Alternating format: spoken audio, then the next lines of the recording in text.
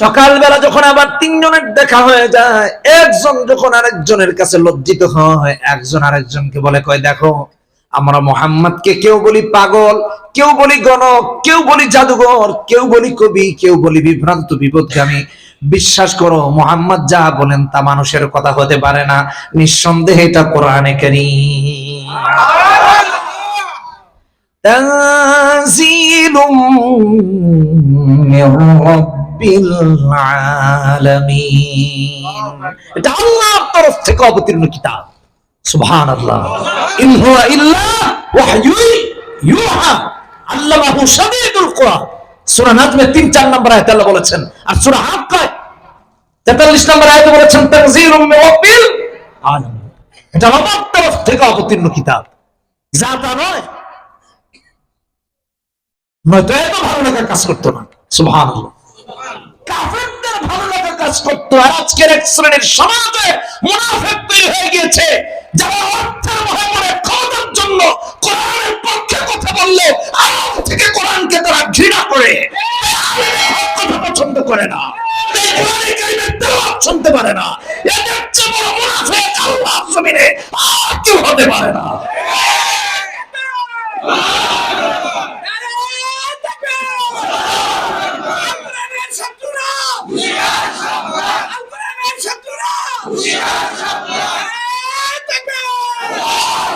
কোরআনের বিরোধিতা করা যাবে, কোরআন শুনতে অনীহা প্রকাশ করা যাবে, এটা মুনাফিকের লক্ষণ, এটা মুমিনের লক্ষণ নয়। এই জন্য আমার আল্লাহ কোরআনকে সহজ করে দিয়েছেন, আর বলে দিলেন ওয়ালাকাদ ইয়াসসারনাল কুরআনা লিযিকরি ফাহাল মিন মুদ্দাকির। বোঝার জন্য, পড়ার জন্য, মুখস্থ করার জন্য, আমল করার জন্য আল্লাহ সহজ করে দিয়েছেন কোরআন। উপদেশ গ্রহণ করার জন্য দিয়েছেন সহজ করে কোরআন। এই যে হিফজ বিভাগ শুভ উদ্বোধন করেছে। সমাজে একটা শ্রেণী এখন তৈরি হচ্ছে, এরা কোরআনের দুশমন। এরা বলে হিফজ করার দরকার নেই। এই আয়াতের ব্যাখ্যা মুফাসসিরিনে কেরামগণ এই ব্যাখ্যা করেছেন, সাহালনাহু লিল হিফজ, আল্লাহ কোরআনকে হিফজ করার জন্য সহজ করেছেন। নয়তো ছোট্ট ছোট্ট কচিকাঁচা বাচ্চারা গোটা পৃথিবীতে আন্তর্জাতিক প্রতিযোগিতায় অংশগ্রহণ করে প্রথম হতে পারত না।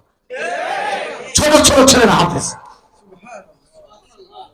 আপনি আমাদের ভাষায় প্রকাশিত একটা বই, আপনাকে যদি জিজ্ঞেস করা হয় এই লাইনের পরে কোন লাইন, আপনি পারবেন বলতে?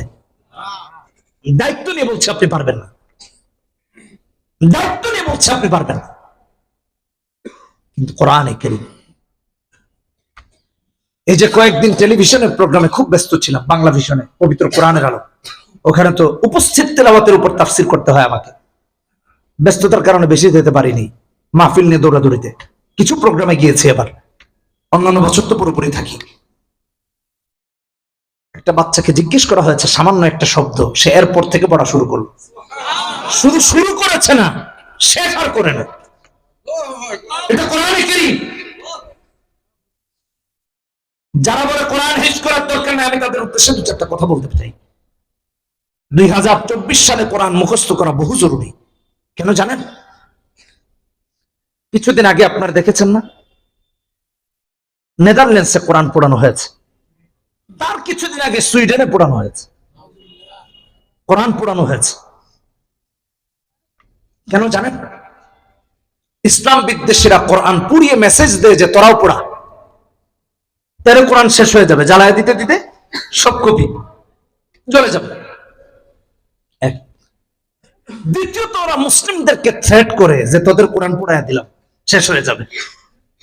তাদের ধর্মীয় অনুসারীদের কাছে, তাদের মতলুকদের কাছে এই মেসেজ পৌঁছায় যে তোরা কোরআন পড়া, সবাই পড়াইলে শেষ হয়ে যাবে কোরআন।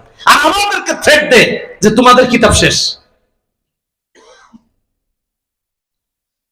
আমি দায়িত্ব নিয়ে ওই সমস্ত কোরআন বিদ্বেষীদেরকে, ইসলাম বিদ্বেষীদেরকে, আল্লাহ দুশমনদেরকে বলতে চাই, তোমরা কাগজের কোরআন পড়িয়ে যারা আমাদেরকে হুমকি দিচ্ছ যে কোরআন জ্বালিয়ে নিঃশেষ করে দিবা, আমরা দায়িত্ব নিয়ে বলছি কাগজের কোরআন জ্বালানো যায়, মুসলমানের কলিজার কোরআন জ্বালানো যায় না। হাফেজে কোরআনদের কলিজা থেকে আবার কোরআনের আওয়াজ বিস্ময় হয়ে উঠবে ইনশাআল্লাহ। কেউ জ্বালিয়ে নিঃশেষ করতে পারবে না, কারণ এর হেফাজতের দায়িত্ব কে নিয়েছে? আল্লাহ। ছোট্ট ছোট্ট ছেলেরা দেখুন কোরআনে হাফেজ, আপনি কিসের কোরআন নষ্ট করবেন? এই কোরআন হেফজ করার জন্য উদ্বোধন করা হয়েছে আজকে হেফজ শাখা। আল্লাহ আমাদের সন্তানদেরকে পাক্কা হাফেজ কোরআন হওয়ার তৌফিক দান করুন এবং পাক্কা খালেস মুখলেস আলেম হওয়ার তৌফিক দান করুন। মনে থাকবে তো ইনশাআল্লাহ? এটা কোরআনে কারীম। এই জন্য কোরআন হেফজ করবেন, এই জন্য কোরআন মুখস্থ করবেন। সমাজের যে সমস্ত মানুষেরা আজকে কোরআন শুনতে মন চায় না, কোরআন শুনতে ভালোবাসে না, কোরআন শুনতে চায় না বলে, এই জন্য তাদের আলেমদের সাথে দূরত্ব, ইমানের সাথে দূরত্ব। কারণ হলো কোরআন তো এমন কিতাব যা শুনলেও ইমান বাড়ায় দেন, কে চিৎকার করে বলে। এই জন্য সূরা আনফালের 2 নম্বর আয়াতে আল্লাহ বলেন, ইন্নামাল মুমিনুনা আল্লাযীনা ইযা যুকিরাল্লাহু ওয়াজিলাত কুলুবুহুম ওয়া ইযা তুলিয়াত আলাইহিম আয়াতুহু যাদাতুহুম ঈমানা ওয়া আলা রাব্বিহিম ইয়াতাওয়াক্কালুন। কোরআন শুনলেও ঈমান বাড়ায় দেন কে? জোরে বলেন কে? আল্লাহ। এ তো শুনে না, শুনতে চায় না, শুনলে ঈমান বেড়ে যাবে, সে ঈমান বাড়াতে চায় না। কোরআনের মাস রমাদান মাস, আর 2-1 দিন পরে আসতেছে। অতএব আপনাকে আমাকে সচেতন হওয়া লাগবে কোরআন পড়ার ব্যাপারে, কোরআন আমল করার ব্যাপারে। মনে থাকবে তো ইনশাআল্লাহ? মনে থাকবে তো ইনশাআল্লাহ? কোরআন পড়বো তো, কোরআন অনুযায়ী চলবো তো। রমাদান মাস কোরআনের মাস।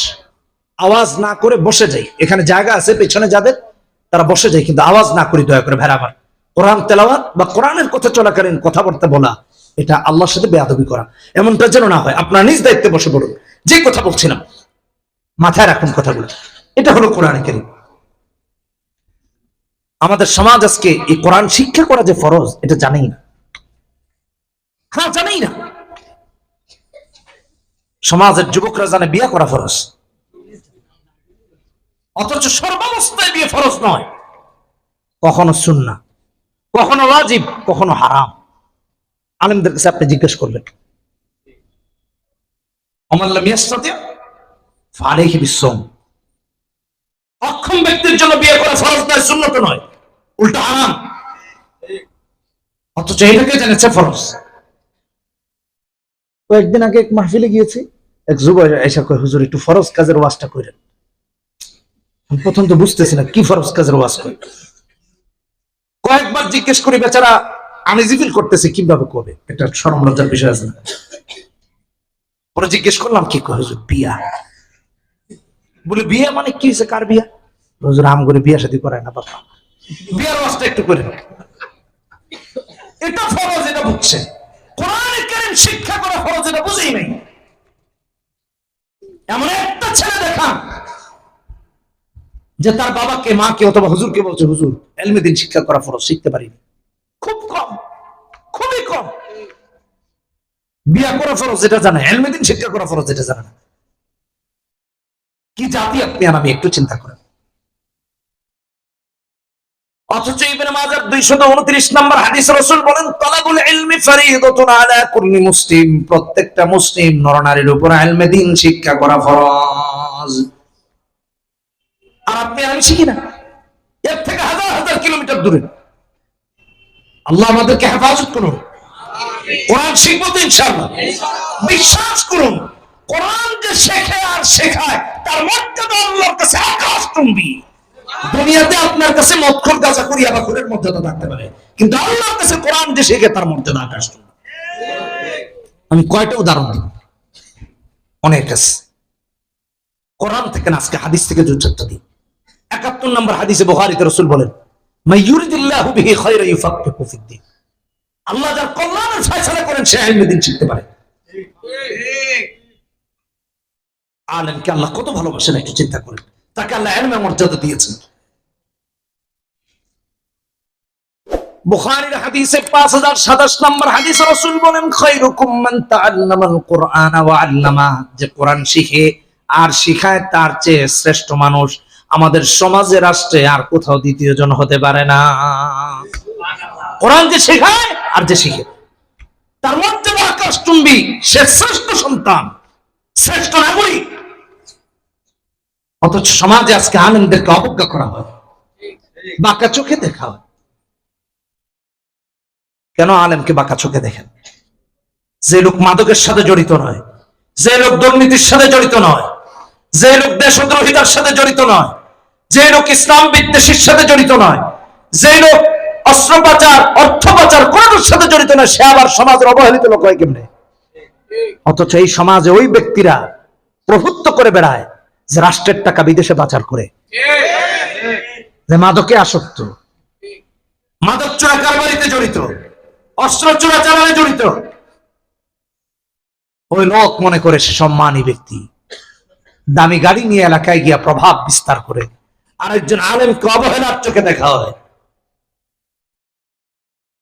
বিশ্বাস করুন, আমার ডালে আলেমদেরকে নিয়ে আমি একটা কথা বলতে চাই, আলেমরা এতটাই সলিড রাষ্ট্রের ব্যাপারে এবং রাষ্ট্রের আমানতের ব্যাপারে।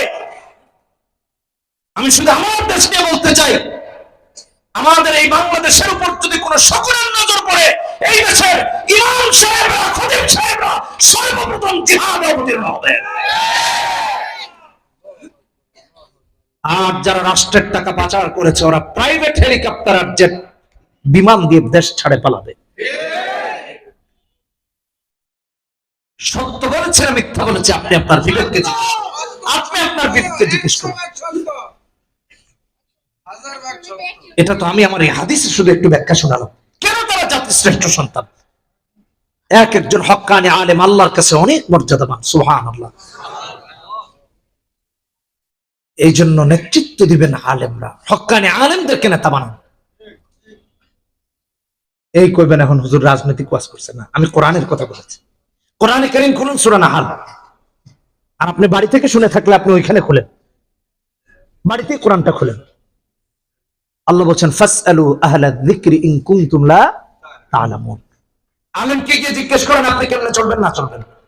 এখন জিজ্ঞাসা করে মদখুরের কাছে, তোর তো চলার কোনো গতি নাই, 300 পিস ইয়াবা চালান দে, টাকা পয়সা টাইবো চলিস, অসুবিধা নেই। হ্যাঁ, এগুলো চলছে। বেশি কথা বলা তো যাবে না। আপনাদের আশেপাশের এক বিশ্ববিদ্যালয়ে কিছুদিন